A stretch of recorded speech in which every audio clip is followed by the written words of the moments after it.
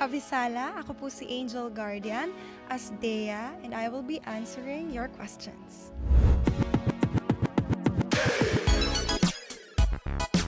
Alam mo, sa dami ng words na nagamit ko na to answer that, parang hindi ko na siya ma-express into word kasi yung pakiramdam is something surreal na ang hirap niyang gamitan ng salita pero sobrang saya and sobrang nakakataba ng puso na mapagkatiwalaan na pangalagaan ng brilyante ng hangin na minahal ng mga tao since 2005.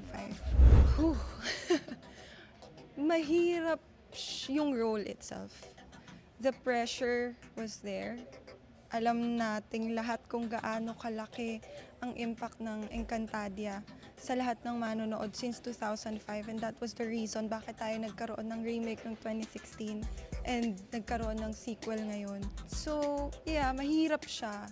And yung character ni Dea, very complex din since galing siya ng Mini Ave.